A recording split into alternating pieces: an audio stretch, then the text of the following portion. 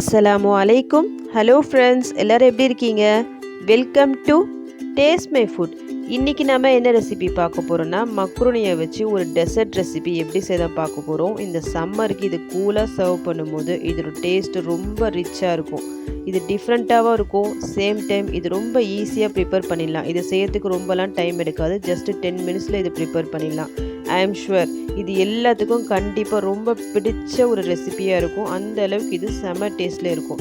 இந்த ரெசிபி எப்படி செய்ய பார்க்க போகிறோம். ஸோ இந்த வீடியோவை கடைசி வரைக்கும் ஸ்கிப் பண்ணாமல் பாருங்கள்.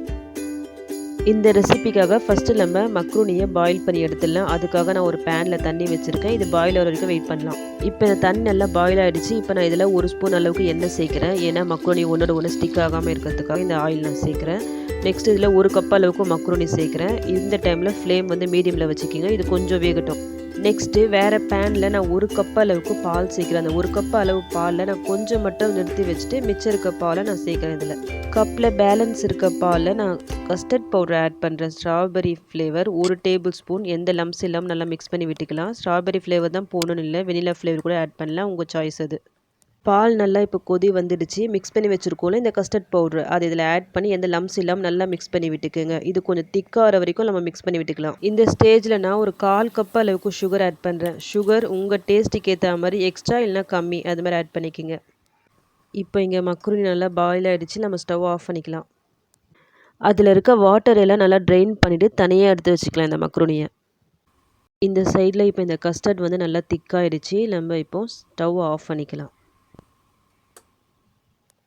நெக்ஸ்ட்டு ஒரு பவுலில் இந்த பாயில் பண்ணி வச்சுருக்க இந்த மக்ரோனி ப்ளஸ் இந்த கஸ்டர்ட் ரெண்டுத்தையும் போட்டு நல்லா மிக்ஸ் பண்ணிவிட்டு இது நல்லா ஆறிட்ட பிறகு ஃப்ரிட்ஜில் நம்ம ஸ்டோர் பண்ணி வைக்கலாம். நீங்கள் சர்வ் பண்ணுற டைமில் ஃப்ரிட்ஜிலேருந்து வெளியே எடுத்துக்கலாம். இப்போ நம்ம சர்வ் பண்ணலாம். ஒரு பவுலில் இந்த பாஸ்தா கஸ்டர்டை போட்டுக்கலாம். அதுக்கு மேலே ரோஸ் சிரப் நான் ஆட் பண்ணுறேன். நம்ம இஷ்டம் தான் ரோஸ் சிரப், நம்ம எவ்வளோ நாளும் ஆட் பண்ணிக்கலாம் நம்ம ஸ்வீட்க்கு ஏற்ற மாதிரி. அது கூடவே நான் என்ன ஆட் பண்ணுறேன்னா, கொஞ்சமாக கல்கண்டு இருக்குது பார்த்தீங்களா, குட்டி குட்டியாக அந்த டைமண்ட் கல்கண்டு சொல்லுவாங்க, அதை ஆட் பண்ணுறேன். அது எதுக்காக நான் இதில் ஆட் பண்ணுறேன்னா, இந்த பாஸ்தா கஸ்டர்ட் நம்ம சாப்பிடும்போது ரொம்ப க்ரன்ச்சியாக நல்லாயிருக்கும் அந்த கல்கண்டு, அதுக்காக தான் ஆட் பண்ணுறேன். இது ஆப்ஷனல் தான். நெக்ஸ்ட்டு பவுட்ரு பண்ணி வச்சுருக்க இந்த பிஸ்தாவை ஆட் பண்ணுறேன். இதுவும் ஆப்ஷனல் தான். வெறும் pasta custard plus rose syrup அது போட்டு சாப்பிட்டா நல்லா கூலாக சாப்பிட்டாலே நல்லாயிருக்கும். இந்த பிஸ்தா பவுடர் இந்த கல்கண்டுலாம் கொஞ்சம் எக்ஸ்ட்ரா கொஞ்சம் ரிச்சான டேஸ்ட்டு கொடுக்கும், அவ்வளவுதான். நம்ம ஆப்ஷனல் தான். எவ்வளோ சீக்கிரம் நம்ம செஞ்சுட்டோம் பாருங்கள். ரொம்ப ஈஸியாக இந்த ரெசிபியை செஞ்சு முடிச்சிடலாம். நீங்களும் இதை ட்ரை பண்ணி பாருங்கள். ட்ரை பண்ணி பார்த்துட்டு எப்படி வந்துச்சுன்னு எனக்கு கமெண்ட் பண்ணுங்கள். இந்த ரெசிபி உங்களுக்கு பிடிச்சிருந்தா என்னுடைய சேனலை லைக் பண்ணுங்கள், ஷேர் பண்ணுங்கள், கமெண்ட் பண்ணுங்கள். மறக்காமல் சப்ஸ்கிரைப் பண்ணுங்கள்.